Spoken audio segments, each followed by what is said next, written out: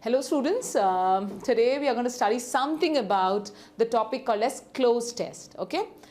तो सबसे पहले तो इसकी स्पेलिंग में ही बहुत ज़्यादा बच्चों को दिक्कत होती है कि मैम CLOZE के CLOSE,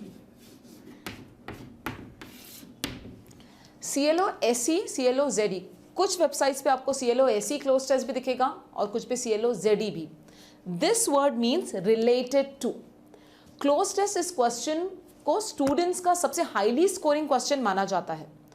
क्लोज टेस्ट में अगर आप थोड़ा ध्यान दो तो इसमें वोकैबुलरी का बहुत बड़ा खेल है. Vocabulary is almost 70% major responsible factor for scoring in cloze test, followed by your comprehension, which amounts to 20%, and grammar, which takes down to 10%. लेकिन कुछ लोग हैं जो ग्रामर बेसिस पे भी पूरा क्लोज टेस्ट छुड़ाते हैं. जैसे मेरा फंडामेंटल्स ऑफ ग्रामर का जब मैंने लेक्चर लिया था, it was all about the parts of speech. तो वर्ब के साथ आगे कौन आना चाहिए, एडवर्ब वर्ब के पहले आता है कि पीछे आता है, ये आना चाहिए. तो ये सारी चीज़ें जो है that is very very important कि आप ग्रामर भी अप्लाई करके क्लोज टेस्ट को सॉल्व कर सकते हैं. But generally cloze test is a major section where in your vocabulary is being tested. Clear? तो चलिए क्लोज टेस्ट को सॉल्व कैसे किया जाता है. क्लोज टेस्ट को सॉल्व करने का सबसे पहला तरीका होता है कि जो blank, exactly what is cloze test I will tell because there may be some students who don't know कि ये टाइप का क्वेश्चन कैसे होता है. इसमें एग्जामिनर आपको एक पैराग्राफ देता है. Okay, may be 5 sentences, 10 sentences, 6 sentences. इस पैराग्राफ में से कुछ शब्द वो हटा लेता है, यानी फिल इन द ब्लैंक्स. कुछ शब्द हटाएगा, उस शब्द की जगह पे कोई एक नंबर या किसी अल्फाबेट की मार्किंग वो आपको दे देगा. Followed by he will give you certain options कि ए की जगह पे आप कौन सा शब्द डालोगे, बी की जगह पे कौन सा शब्द डालोगे, सी की जगह पे कौन सा शब्द डालोगे. So basically it's a combined form of fill in the blanks also, fillers also you can say. Clear with the concept, the question type. Now cloze test को सॉल्व करने का फर्स्ट आपको पूरा क्लोज टेस्ट पढ़ना है. The paragraph you have to read without looking at the blanks. Just read. Try to understand the tone of the passage और the idea of the passage. What is the passage all about? Okay, then try to fill in the blank looking at the options. Clear? Exam में ऐसा नहीं करना है. लेकिन exam में कैसे करोगे? एग्जाम में सबसे पहले आप उसके ऑप्शंस देखते हैं. ऑप्शंस देख के आप अंदाज़ा लगाते हैं कि इस शब्द का मीनिंग मुझे आता है या नहीं आता है. अगर आपको इस शब्द का मीनिंग आते हैं, इन शब्दों के मीनिंग आते हैं, then only you should read the cloze test. Okay, so in the exam, what you have to do is you have to take a look at the options first. If you know the meaning of these options, then you should read the cloze test and solve it. अगर आपको लगता है ma'am ये तो options की meaning मुझे पता ही नहीं है, then how can you frame the sentence? So you should not attempt that cloze test. But अगर आप एग्जाम में नहीं प्रैक्टिस के लिए कर रहे हो तो you should read the cloze test first, get the general idea of the passage or the paragraph that the author wants to say, and then followed by filling in with the options. Clear? Okay, so let's try one cloze test. Can we? आपकी screen पे students अभी आपको एक question आएगा. Get ready. You can carry a pen and pencil with you because you may find certain tips for the same words, how to use them or how to frame them in a proper sentence. Cloze test में जो मुझे बहुत मज़ेदार section लगता है वो ये होता है कि क्लोज टेस्ट में ना 2 या 3 ऑप्शंस ऐसे होते हैं जो सिनोनिम्स होते हैं और उस पैसेज में आपको एक ही डालना है. तो यहाँ पे वर्ड यूसेज का बहुत बड़ा रोल होता है, वर्ड मीनिंग का नहीं, वर्ड यूसेज का. What is word usage exactly? Now if I talk about 2 words, mob and crowd. Mob and crowd का क्या मतलब है? भीड़, बहुत ज़्यादा लोग. बट अगर आप थोड़ा ध्यान दो, मॉब यूज होता है एक नेगेटिव सेंस के लिए कि अगर किसी के घर के बाहर लोग मारने को खड़े हैं तो you don't say crowd is waiting, mob is waiting for that. But अगर क्राउड आप यूज करो तो generally it is in a neutral sense और इन अ पॉजिटिव सेंस कि अमिताभ बच्चन जी के घर के बाहर बहुत सारे लोग भीड़ खड़ी है उनको विश करने के लिए, तो वहां कौन सा वर्ड जाएगा? मॉब नहीं, यूल से crowd. Got the difference? So this is called as a usage difference between words. ये भी मैं आज अपने क्लोज टेस्ट में कवर करने की कोशिश करूंगी. Okay, let's go for it now. Actually in words को हम कंफ्यूजिबल्स भी कहते हैं. Very close words with almost same meanings but different usages. Okay, so now you have the cloze test on your screen and we are going to read that first. मैं पहले पूरा cloze test पढ़ूंगी, हम उसका general idea निकालेंगे and then we will fill in the blanks. Okay, so let's go. There are some people who say that they would go on dash walks if only they could get someone to dash them. पहला sentence कहता है कि कुछ लोग हैं जो कहते हैं हम वॉक पे तभी जाएंगे जब they could get someone to dash them, यानी जब उनके साथ कोई होगा. इतना तो मीनिंग समझ रहा है. Next, this is a ridiculous dash. Ridiculous is silly, बेवकूफ़ी वाली बात, बहुत ही सेंसलेस चीज़ जब होती है, that is the time when you use the word ridiculous. So this is such a ridiculous dash that the dash would burst dash laughter. ये इतनी फालतू बात है कि कोई भी सुनेगा तो हंसेगा. ये मीनिंग निकल रहा है सेकेंड सेंटेंस का. With a comment, fancy wanting a companion for walk. और कमेंट क्या सुन के हंसेगा कि देखो ना, फैंसी को जाना है, वॉक करना है, तो उसको कोई कंपेनियन चाहिए. सुनकर ही कोई हंसेगा. The dash companion for a walk is dash. Companion walk के रिलेटेड कुछ ये सेंटेंस सिक्स कह रहा है, बट हम पूरा मीनिंग इसका सिक्स सेंटेंस का नहीं गेज कर पा रहे हैं. द रीजन बीइंग इज क्योंकि उससे दो वर्ड्स, मेजर वर्ड्स उसने हटा लिए हैं. So you are unable to gauge the meaning of this sentence. Next, you might say that you are unable to contemplate the sunset. तुम कहोगे कि तुम एबल नहीं हो. अनएबल नहीं हो मतलब you are it's not possible for you to contemplate. Contemplate is a deep thinking, सोच की गहराई में डूब जाना, मेडिटेट करना. To contemplate the sunset dash you have a companion, मतलब तुमको ऐसा लगता है कि अगर कोई साथ होगा तो तुम वो सनसेट को एंजॉय कर सकोगे, उसके बारे में कुछ सोच सकोगे, नए व्यूज आएंगे. अकेला इंसान क्या एंजॉय करेगा सनसेट को, ऐसा मीनिंग नजर आ रहा है. Dash away at your sight, मतलब तुम्हारे साथ अगर कंपेनियन होगा तो you can better enjoy sunset. This is what the author wants to say. There is no dash to his desire to cover distances. उसके मन में डिस्टेंस कवर करने की इच्छा एज सच कुछ इतनी ज़्यादा नहीं है. तो एक अप्रॉक्सीमेटली अगर हमने ऑथर ने 100% कहा है तो एक 70% हमको समझ में आया that passage is all about going for a walk with a companion and without a companion. Clear? General idea समझा अच्छे से? Again I repeat, the passage is speaking all about going for a walk with a companion, without a companion. अगर आपको इतना भी, companion is an associate जो आपके साथ होता है. That's it. चलिए तो अब शुरू करते हैं इसको सॉल्व करना. Let's go for it. The first sentence, okay? There are some people who say that they would go on night walks, pleasant walks, long walks, delightful walks. चलिए इसको तो पढ़ते थोड़ा आपको हिंट क्लिक कर जाना चाहिए कि क्योंकि ये काफ़ी कॉमन आपने सुना है. चलो ना यार, लॉन्ग ड्राइव पे चलते हैं. So whenever you talk about distances, whenever you talk about travel, whenever you talk about driving, whenever you talk about walk, you always say about long walks. ये आपने use भी किया है phrase कई बार अपनी बातों में. We want go for a long drive, कुछ गानों में भी आपने सुना है, right? So generally when you go for a drive, you go for a walk, you take a long walk. लेकिन अगर इसमें आप दूसरे ऑप्शंस ध्यान से देखो, night walks, pleasant walks, delightful walks, अगर मैंने यहाँ पे डिलाइटफुल वॉक लिया होता तो शायद मैं sentence, delightful is a happy walk, pleasant is something which is very good, very attractive, very impressive, वहाँ वॉक चला होता. नाइट वॉक्स, रात में चलना, this is something not going with the sentence and this doesn't have a proper contextual meaning. तो यहाँ पे correct किया जाएगा long walks. प्लेजेंट डिलाइटफुल वॉक्स नहीं होते हैं, तो फिर प्लेजेंट डिलाइटफुल को अगर मुझे वहां डालना होता तो वॉक्स की जगह मैं कौन सा वर्ड लेना चाहिए था? सोचो. A pleasant companion, a delightful partner, यानी you needed something where in you have a proper noun, a personal noun there. That is why we needed like a delightful partner. You can say a pleasant companion. ये जा सकता है. But walk cannot be pleasant because ये जो दोनों words हैं, जो दोनों adjectives हैं, ये generally personify करना चाहिए, किसी personified noun के लिए आना चाहिए. I mean to say this. Okay?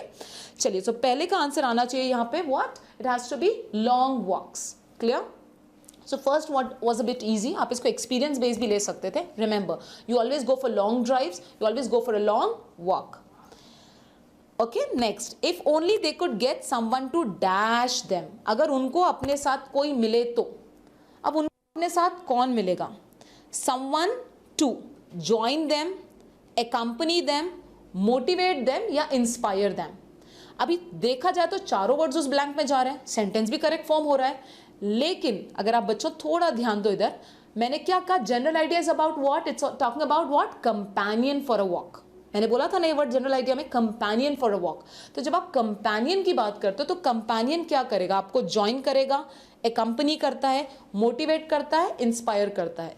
यहां पे दो वर्ड्स काफी क्लोज है, वो दो वर्ड्स हैं ज्वाइन एंड अकम्पनी। मोटिवेट और इंस्पायर यहां नहीं जाएंगे। क्यों नहीं जाएंगे? क्योंकि कंपेनियन हर बार, आपका साथीदार हर बार आपको मोटिवेट इंस्पायर करेगा क्या? हालांकि मोटिवेट और इंस्पायर भी काफी क्लोज सिनोनिम्स है, बट आपका साथीदार आपको क्या करता है? एकम्पनी करता है, ज्वाइन करता है। यहां कौन सा वर्ड लूंगी मैं? Which word should go here? Join or accompany? और exactly what is the difference between joining and accompany? Accompany में एक चीज याद रखिए और joining में क्या फर्क है?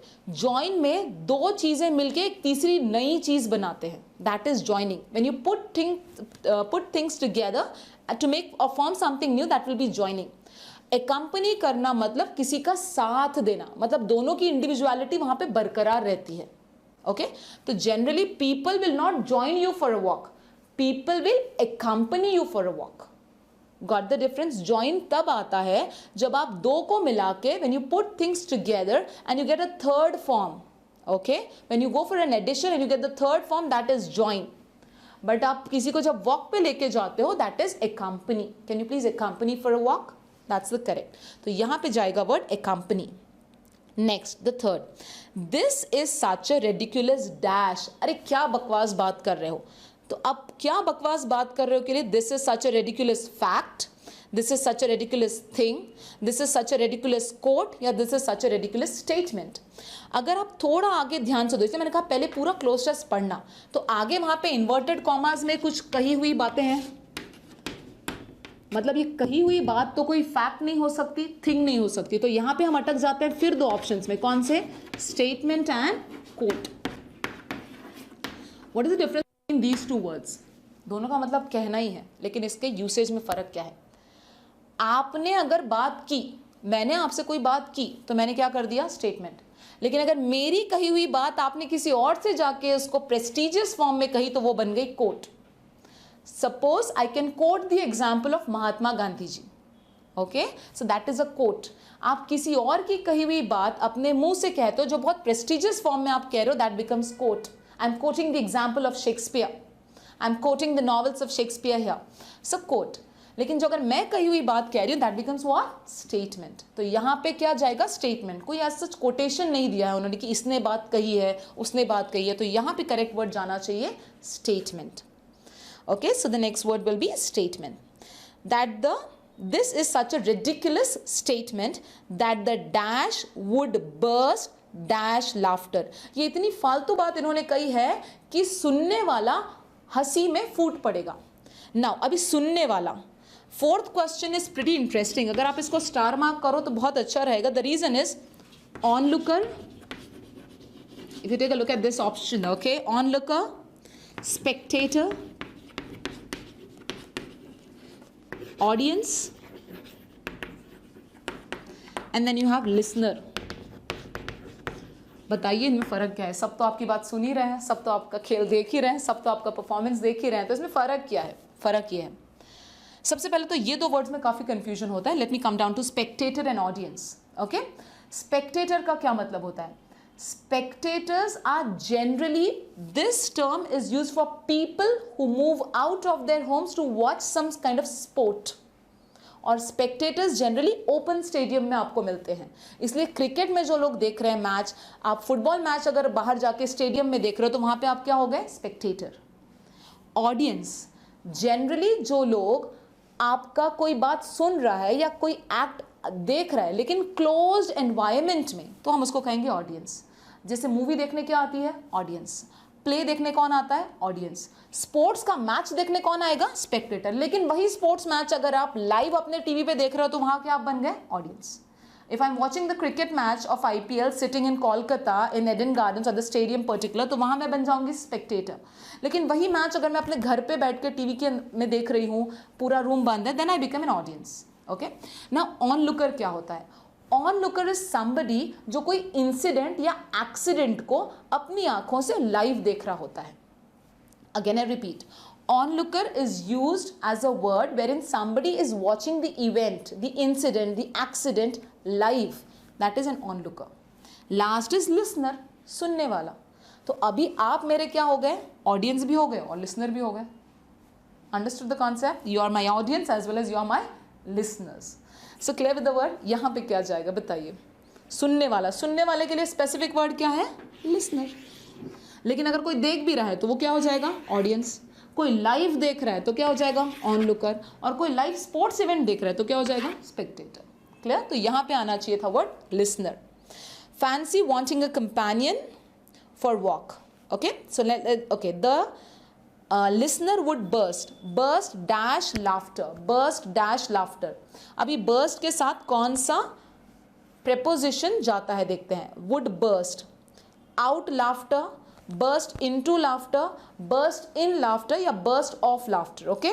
सो now burst out, burst into और बर्स्ट इन, ये तीनों फ्रेजेस का मीनिंग है अचानक कोई चीज शुरू करना, ठीक है। Burst out, burst into, burst in, ये तीनों फ्रेजेस का मीनिंग है suddenly you start some activity. अरे यार वो तो फूट फूट के रोने लगी, so she burst into tears. Got the point. तो फिर इसमें फर्क क्या है, बर्स्ट आउट के साथ कभी भी वर्ब का आईएनजी फॉर्म आता है। Again I repeat this, burst out के साथ कभी भी वर्ब का कौन सा फॉर्म आएगा, V4। जैसे she burst out laughing, she burst out crying, okay, she burst out playing, whatever you can से। तो बर्स्ट आउट के साथ कभी भी वर्ब का V4 फॉर्म आता है। और बर्स्ट इन और इनटू के साथ क्या जाता है, it can go noun, she burst into laughter. तो यहाँ पे करेक्ट फॉर्म रहेगा burst into laughter, not burst in laughter. Why, because generally यहाँ पे the correct usage of a phrase, जब आप फूट फूट के हंसते हो, that is burst into and not burst in. This is the use of a phrasal verb. Burst of कोई फ्रेज नहीं है, burst off is no phrase in English. Clear? Okay, let's move down to, it's about laughter. I think we should have a smile on our face. Let's go for it. The dash companion for a walk is dash. The best companion, the great companion, the most companion या the good companion. Generally the good companion भी जा सकता है, the great companion भी जा सकता है या the best companion भी जा सकता है। लेकिन the के पहले, the के बाद जनरली हम पॉजिटिव डिग्री नहीं लेते हैं, तो द गुड नहीं लेंगे हम। अब बात आती है द ग्रेट के द बेस्ट कंपेनियन। क्योंकि अगर आपने पैसेज को ध्यान से देखा तो पूरा पैसेज ये कहना चाहता है कि तुम्हारे साथ कौन चलना चाहिए, कंपेनियन कौन होना चाहिए, and he is talking about the ultimate sense of it. So here the correct usage would be the best companion. सबसे अच्छा कंपेनियन तुम्हारे साथ पैदल चलने के लिए, तुम्हारे साथ वॉक पे चलने के लिए कौन है, इज खुद, oneself. This is he wants to convey, यानी कोई तुम्हारे साथ वॉक पे हो ना हो, उसका जनरल आइडिया क्या था कि तुम अपनी वॉक एंजॉय करो, you be contemplating your own self by your own self, okay. So the best companion for a walk is oneself आएगा, herself, himself, themself नहीं जाएगा, ये रिफ्लेक्सिव प्रोनाउंस है। मैंने class में grammar पढ़ाया था तो मैंने बताया था ही के लिए हिमसेल्फ आता है, शी के लिए हर सेल्फ आता है, दे के लिए देम सेल्फ आता है। लेकिन जब आप खुद की बात करते हैं तो आप कौन सा वर्ड यूज करते हैं, oneself, okay. So will go with the best companion, सबसे अच्छा कंपेनियन खुद ही हो आप। Next, you might say that you are unable to contemplate the sunset dash. You might say that you are unable to contemplate the sunset dash. अभी 8 में sunset until you have a companion। अब तुमको ऐसे लगेगा नहीं यार sunset को देख के तो मज़ा तब आता है जब साथ में कोई हो। मज़ा तब आता है के लिए मुझे चाहिए वहाँ पे कंजंक्शन नंबर 8 में। तो contemplate the sunset until you have a companion, so far you have a companion, so long you have a companion, through you have a companion। अब ये 4 ऑप्शंस में से एक तो ऐसे एलिमिनेट हो जाता है, थ्रू यानी आर पार। थ्रू अ कंपेनियन होता है क्या, नहीं, थ्रू नहीं जाएगा because the meaning of the preposition doesn't match the sentence. Through को हटा दीजिए। अब बचते हैं 3, until, so far, so long। until समय के लिए आता है, अगर until की जगह वहाँ unless होता तो फिर बहुत बड़ी दुविधा में हम आ गए थे।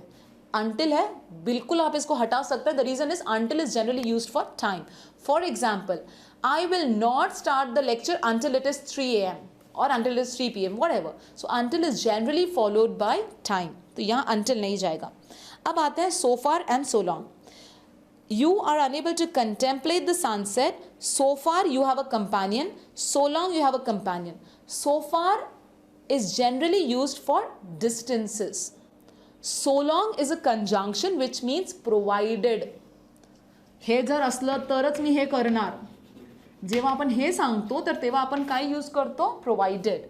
सो so long का क्या मीनिंग है? Right here so that it is visible for you students. so long means provided. हे असलं तरीच मी करणार, हे असलं तरीच मला जमणार. That is provided. सो यहाँ पे क्या आ जाएगा? so long will be the correct use of preposition. और एक चीज याद रखो students, so long is also a phrasal verb. It's also a phrase which means what? Bye bye को कहते हैं so long. It's a phrase which also means bye. Okay, so no, this is used as a conjunction here, provided. Next, you might say that you're unable to contemplate the sunset so long you have a companion. Dash away at your side. Number 9 पे आए. Dash away at your side. जो तुम्हारे side में क्या कर रहा है? Twittering कर रहा है, ब्रीजिंग कर रहा है, वॉकिंग कर रहा है, चैटरिंग कर रहा है. Walking, so long you have a companion walking away at your side. Walking away मतलब तुमसे दूर जा रहा है, वो तो नहीं जा रहा है मीनिंग के हिसाब से. First. Second, breezing away at your side. Breeze is हवा का झोंका. Gentle movements of air will be called as breeze. साबुन का भी नाम है, hope you remember that. Okay, breezing away at your side नहीं जाएगा, हवा का झोंका भी कहीं कोई कनेक्शन नहीं है. Next, chattering and twittering. हाँ, अब इसमें थोड़ी सा बहुत मजा है. ये दो वर्ड्स अगेन बहुत क्लोज वर्ड्स हैं. Twitter and chatter, these are very close words. Twitter तो आपको कहोगे मैम सोशल मीडिया का नाम है, ऐप है. Absolutely correct. Twitter means sound of birds, इसीलिए उन्होंने सोशल मीडिया पे वो चिड़िया भी बनाई है, just as a symbol for that reason. Remember, twitter is the sound of birds. Chatter का और ट्विटर का मतलब भी ऑलमोस्ट सेम है. कोई भी सेंसिबल बात नहीं करना, इधर उधर की बातें करने को हम कहते हैं चैटर करना और ट्विटर करना. अगेन ऐसे. ओके, बट ट्विटर और चैटर में क्या फ़र्क है? ट्विटर में जनरली साउंड ज़्यादा होता है, शब्द कम होते हैं. चैटरिंग में शब्द ज़्यादा होते हैं, साउंड कम होता है. फॉर एग्जाम्पल, अगर आप किसी के साथ वॉक पे जा रहे हो तो आप शब्द नहीं, आप साउंड का भी इस्तेमाल करते हो. कैसे? अरे ऐसा हो गया, and then you start giggling also. हंसी की आवाज़ आती है, शॉकिंग साउंड्स आते हैं. So what I mean to say is, twitter और चैटर में से यहाँ पे अगर आप किसी के साथ जा रहे हो तो सिर्फ आप शब्द ही बोलोगे कि साउंड्स भी आएंगे? तो यहाँ पे वर्ड जाना चाहिए twittering away. The correct word should be twittering away at your side. दोनों बहुत क्लोज हैं. In fact they are synonyms of each other, which means speaking something which is not sensible, something which does not make sense. But Twitter has more part of sound, less of words. Chatter has more of words and less of sounds. तो यहाँ पे जाएगा twittering away. At your side, there is no dash to his desire to cover distances. There is no boundary to his desire, limit to his desire, area to his desire या reason to his desire. अभी desire के लिए reason, ये तो क्या बोल रहा है कि कोई हद ही नहीं है उसके desires की, कि वो कहाँ तक भी चल सकता है अगर साइड में कोई बोलने वाला हो ना हो वगैरह. अभी एरिया रीजन तो नहीं जाएगा, तो अब क्या जाएगा? बाउंड्री या limit. Now just take a look at this students. If you talk about boundary और limit, there is no boundary. Desires को बाउंड्री नहीं होती, डिजायर्स को क्या आएगा? Limit. Why? What is the difference between boundary and limit? You tell me. I will tell you. Boundary is something which is having some physical restriction. घर की boundary होती है, आपके दरवाजे के मतलब आपके प्रीमाइसेस की बाउंड्री रहेगी. Boundary is something kind of physical thing, physical existence जो होता है, फिजिकल रेस्ट्रिक्शन जहाँ होता है. लिमिट में इनटैंजिबल चीज़ों की भी लिमिट्स होती है, जैसे कि तुम्हारी पेशेंस की लिमिट होगी. Okay, there is a limit. Maybe knowledge तो वैसे लिमिटलेस है, but you can speak. There is a limit to your knowledge, you can say that way. तो लिमिट को बेसिकली इनटैंजिबल फॉर्म्स में आप लेते हैं. Boundary always has a physical form. Understood this? तो यहाँ पे करेक्ट वर्ड आना चाहिए था लिमिट. यहाँ पे वर्ड आना चाहिए था there is no limit to his desire to cover distances. Got this close test? Understood students? Are you clear? चलिए, so I think I can give you this as an assignment if you want, or we take up in the next session. Okay, thank you so much students.